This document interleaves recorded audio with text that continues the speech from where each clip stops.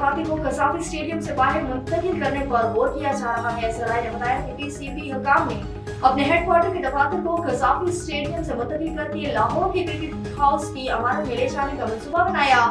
कसाफी stadium में कायम मौजूदा दफातर को हॉस्पिटैलिटी बॉक्सेस बनाने पर गौर किया जा रहा है, जबकि कसाफी स्टेडियम में सिर्फ चेयरमैन और जरूरी ऑपरेशन स्टाफ के दफातर रखने का फैसला किया गया। अलावा सिंह पाकिस्तान क्रिकेट बोर्ड के म्यूजियम को भी नेशनल क्रिकेट एकेडमी से बाहर मुंतकिल करने का फैसला किया गया। क्रिकेट म्यूजियम तक आवाम की रसाई यकीनी बनाने के लिए इसे किसी पब्लिक मकाम पर मुंतकिल किए जाने का इम्कान है। पाकिस्तान सुपर लीग सीजन 9 की टीम का ऐलान कर दिया गया। इवेंट की फातेह टीम इस्लामाबाद यूनाइटेड के कप्तान शादाब खान को टीम का कप्तान मुकर्रर कर दिया गया। टीम में मुल्तान सुल्तान के 5, इस्लामाबाद यूनाइटेड के 3 खिलाड़ी शामिल हैं, जबकि पेशावर सलवी के 2 और कराची किंग्स का 1 खिलाड़ी भी टीम का हिस्सा है।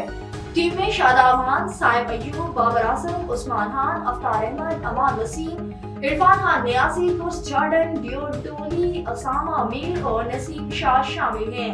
मुल्तान सुल्तान के कप्तान wicketkeeper batter Mohammad Rizwan 12वें खिलाड़ी के तौर पर टीम में शामिल करेंगे। वज़ीर-ए-आज़म शहबाज शरीफ का पाकिस्तानी एथलीट और javelin throw specialist Arshad Nadeem को वर्ल्ड एथलेटिक्स चैंपियनशिप 2023 में चांदी का तमगा जीतने पर 25 लाख रुपए इनाम दे दिया।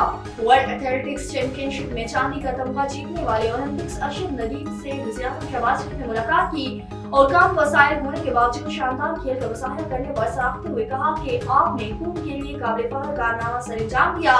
आपकी मेहनत नौजवान खिलाड़ियों के लिए मिशलेरा है।